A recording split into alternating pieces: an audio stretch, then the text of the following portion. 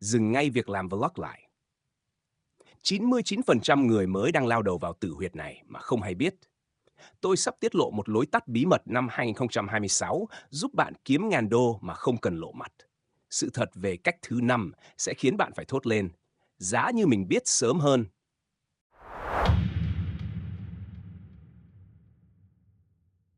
Xin chào các bạn, chào mừng những anh chị em thiện lành đã đến với Mind Unfold. Hôm nay chúng ta sẽ không nói chuyện phiếm, chúng ta sẽ nói chuyện tiền. Cụ thể là tiền từ YouTube. Các bạn ạ, có một sự thật phũ phàng thế này. YouTube giống như một cái mỏ vàng lộ thiên khổng lồ. Ai cũng nhìn thấy, ai cũng muốn nhảy vào đào. Nhưng tại sao có người đào được cả gia tài, mua nhà lầu xe hơi, còn đa số anh em lại chỉ đào đất đá, thậm chí là đào xong tự chôn vùi thanh xuân của mình ở đó luôn? Vấn đề không nằm ở chỗ các bạn lười. Tôi biết nhiều bạn cày ngày cày đêm, dựng video mờ cả mắt. Vấn đề nằm ở chỗ các bạn đang chọn sai bản đồ. Các bạn đang cố gắng đi xe đạp lên dốc trong khi người khác đã ngồi lên tên lửa AI để bay rồi. Nếu bạn đang cảm thấy bế tắc, làm mãi mà view lẹt đẹt, tiền không đủ mua gói mì tôm, thì video này chính là cái phao cứu sinh dành cho bạn. Tôi sẽ vạch trần 5 con đường làm YouTube phổ biến nhất hiện nay, bóc ảo tưởng mà các thầy bà hay vẽ ra, và chỉ cho bạn đâu là lối đi thông minh nhất, ít đổ mồ hôi nhất, nhưng lại kiếm được nhiều tiền nhất trong năm 2026 này. Nghe sướng chưa? Vào việc luôn nhé! Con đường đầu tiên, con đường đông vui nhất, đó là làm vlog cá nhân. Kiểu như, hello các bạn, hôm nay mình đi ăn phở nhé. Hay hôm nay mình sẽ troll người yêu. Nhìn vào những tấm gương như anh Khoai Lang Thang, anh Độ Mixi, anh Khoa Pug hay các idol giới trẻ, ai mà chẳng thèm khát. Hào quang rực rỡ, đi đâu cũng được săn đón, nhãn hàng xếp hàng dài chờ booking. Ưu điểm của dạng này là nếu bạn thành công, bạn sẽ có một đế chế riêng. Bạn bán gì fan cũng mua, bạn nói gì fan cũng nghe. Uy tín cá nhân lúc này chính là máy in tiền vĩnh cửu. Nhưng xin phép dội một gáo nước lạnh nhé. Đây là con đường nhất tướng công thành vạn cốt khô. Để thành công với vlog, bạn cần một trong ba thứ. Hoặc là bạn cực kỳ đẹp, hoặc là bạn cực kỳ giàu, hoặc là bạn cực kỳ có duyên và hài hước. Nếu bạn chỉ là một người bình thường, cuộc sống sáng đi làm tối về ngủ, ăn nói thì nhạt nhẽo, thì ai xem bạn? Khán giả bây giờ khó tính lắm, họ không có thời gian xem người lạ kể chuyện đời thường đâu. Chưa kể, bạn phải đầu tư máy quay xịn, micro xịn và quan trọng nhất là thần thái. Bạn có chịu nổi áp lực khi cả ngàn người vào chửi bới ngoại hình hay cách nói chuyện của bạn không? Nếu tâm lý yếu, đừng chọn đường này. Nó là con đường vinh quang nhất, nhưng cũng là con đường dễ, trầm cảm nhất. Rồi, nếu ngại nói, ngại xuất hiện, nhiều bạn chọn cách thứ hai. Quay video không lời, kiểu chill chill, nấu ăn bên suối hay thợ xây dựng phục chế đồ cũ. Dạng này có một lợi thế tuyệt đối, xuyên biên giới.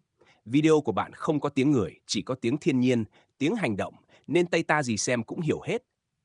Mà view Tây thì tiền nhiều gấp 10 lần view ta, cái này ai cũng biết.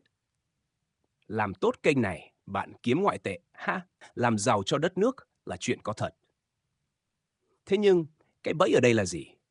Đó là sự ảo tưởng về chữ dễ.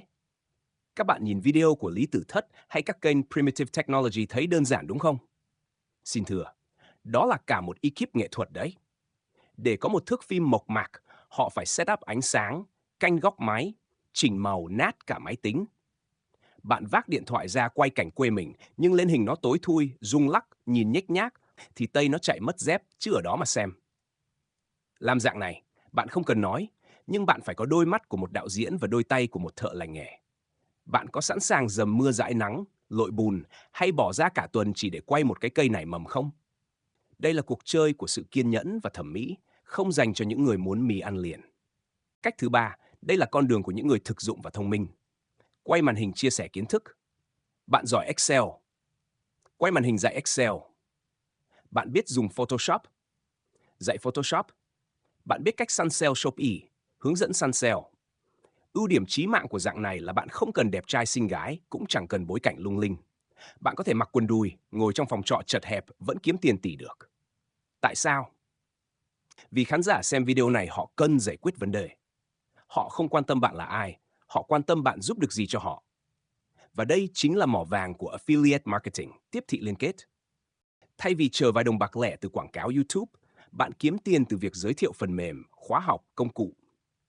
Một đơn hàng phần mềm có thể mang lại hoa hồng 50 to 100 đô la bằng cả trăm ngàn view giải trí cộng lại. Tuy nhiên, rào cản ở đây là chất xám. Bạn không thể chém gió được. Bạn phải có kiến thức thật, kỹ năng thật. Và bạn phải chịu khó cập nhật liên tục vì công nghệ thay đổi từng ngày. Nếu bạn lười học hỏi, video hướng dẫn của bạn sẽ trở nên lỗi thời chỉ sau vài tháng. Đây là con đường bền vững, ăn chắc mặc bền, nhưng đòi hỏi bạn phải liên tục nâng cấp bộ não của mình. Cách thứ tư, con đường đầy tay hai tiếng nhưng cũng đầy cám dỗ. Bán content hay dân dã gọi là re-up có chỉnh sửa. Cơ chế là lấy video của người khác, cắt ghép, thêm bình luận, thêm nhạc để biến thành của mình. Ưu điểm, nhanh, không cần quay, không cần ý tưởng gốc.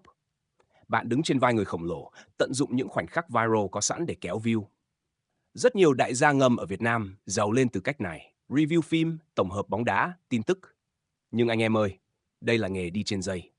Bạn đang chơi đùa với tử thần mang tên bản quyền. Thuật toán quét bản quyền của YouTube ngày càng thông minh như một con quái vật. Hôm nay kênh đang kiếm 100 triệu, sáng mai ngủ dậy thấy kênh bay màu, không một lời trăng trối là chuyện cơm bữa. Làm re-up, tim bạn phải to, gan bạn phải lớn. Bạn phải chấp nhận cuộc sống nơm nớp lo sợ, xây nhà trên đất của người khác thì bị đòi lại lúc nào không hay. Nếu bạn muốn kiếm tiền nhanh để lướt sóng thì ok, nhưng để xây dựng sự nghiệp cả đời thì đây là một canh bạc quá rủi ro. Và cuối cùng, chùm cuối của ngày hôm nay, giải pháp mà tôi và đội ngũ đang dồn toàn lực vào, làm YouTube bán tự động bằng AI. Tại sao tôi gọi đây là lựa chọn thông minh nhất? Hay Không trùng 26, vì nó giải quyết triệt để nỗi đau của 4 cách trên. Bạn sợ lộ mặt, AI tạo ra nhân vật ảo, đẹp hơn cả hoa hậu. Bạn giọng dở, nói ngọng, AI lồng tiếng truyền cảm như phát thanh viên nói được 50 thứ tiếng. Bạn bị ý tưởng. Các AI viết kịch bản trong 30 giây hay hơn cả biên kịch Hollywood. Bạn sợ bản quyền. AI tạo ra hình ảnh, video độc nhất vô nhị, không đụng hàng với bố con thằng nào cả. Các bạn đừng nghe mấy lời đồn đại kiểu YouTube không bật kiếm tiền cho kênh AI. Sai bet. YouTube chỉ ghét nội dung rác, nội dung spam. Còn nếu bạn dùng AI để tạo ra giá trị, tạo ra câu chuyện hay, hình ảnh đẹp thì YouTube còn trải thảm đỏ mời bạn bật kiếm tiền ấy chứ. Bằng chứng là hàng loạt kênh kể chuyện, tin tức, kiến thức lịch sử dùng AI đang kiếm hàng chục ngàn đô mỗi tháng ngay trước mắt chúng ta. Cái hay nhất của AI là khả năng nhân bản. Nếu làm vlog, một tuần bạn ra được 2 video là kiệt sức. Nhưng với AI, một mình bạn có thể vận hành 3-5 kênh, sản xuất 5-10 video mỗi ngày. Đây là cuộc chơi của công nghiệp hóa nội dung.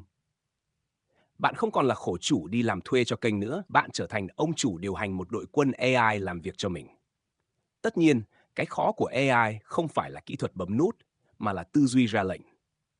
Bạn phải biết cách chọn ngách, niche nào ít cạnh tranh mà nhiều tiền, biết cách viết câu lệnh, sao cho AI nó hiểu và làm đúng ý. AI là con dao sắc, vào tay đầu bếp giỏi thì thành món ngon, vào tay người không biết dùng thì đứt tay như chơi. Tổng kết lại, bức tranh đã rõ ràng. Vlog dành cho người có tài năng thiên bẩm và chịu được áp lực dư luận.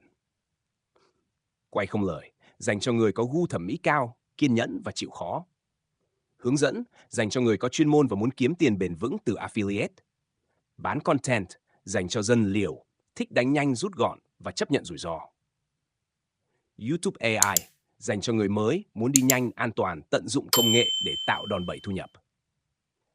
Các bạn ạ, thời gian là thứ duy nhất không thể lấy lại được. Đừng lãng phí 6 tháng, 1 năm để thử sai những cách không phù hợp nữa.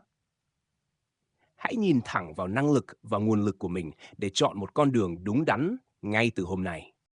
Vậy là chúng ta vừa cùng nhau đi một vòng qua 5 con đường phổ biến nhất để kiếm tiền trên YouTube. Nhìn lại bức tranh toàn cảnh này, có lẽ các bạn cũng đã nhận ra một sự thật trần trụi. Đó là không phải ai chăm chỉ cũng sẽ giàu, nhưng những kẻ biết tận dụng đòn bẩy thì chắc chắn sẽ đi nhanh hơn. Nếu bạn chọn làm vlog, bạn đang bước vào một cuộc chơi của nhan sắc và cái duyên trời phú, thứ mà không phải ai sinh ra cũng có. Nếu bạn chọn quay không lời, bạn đang đánh cược vào sự kiên nhẫn và đôi mắt nghệ thuật của một người thợ lành nghề. Nếu bạn chọn bán content hay re-up, bạn đang đánh cược công sức của mình với tử thần bản quyền. Hôm nay có tiền, ngày mai có thể trắng tay. Còn nếu chọn hướng dẫn, bạn đang đi một con đường bền vững nhưng đòi hỏi sự cập nhật kiến thức liên tục đến nghẹt thở. Nhưng nổi bật lên giữa đám đông hỗn loạn đó là con đường thứ 5. YouTube AI. Đây không chỉ là một trào lưu nhất thời, mà là cuộc cách mạng giải phóng sức lao động thực sự. Lần đầu tiên trong lịch sử, một người bình thường, không cần đẹp trai xinh gái, không cần giọng nói hay, không cần kỹ năng quay dựng, thậm chí đang ngồi trong một căn phòng trọ chật hẹp, lại có quyền năng sản xuất nội dung ngang ngửa với một đài truyền hình nhỏ. AI đã san bằng sân chơi, biến những rào cản về kỹ thuật, ngoại hình và ngôn ngữ trở thành con số không. Vấn đề duy nhất còn lại giữa bạn và sự thành công lúc này không phải là làm thế nào, mà là tư duy dám chọn và dám làm.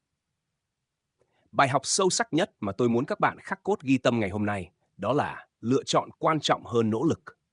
Trong kinh doanh và kiếm tiền online, việc bạn nỗ lực chèo thuyền ngược dòng nước với những cách làm khó và rủi ro sẽ chỉ khiến bạn kiệt sức mà chẳng đi đến đâu.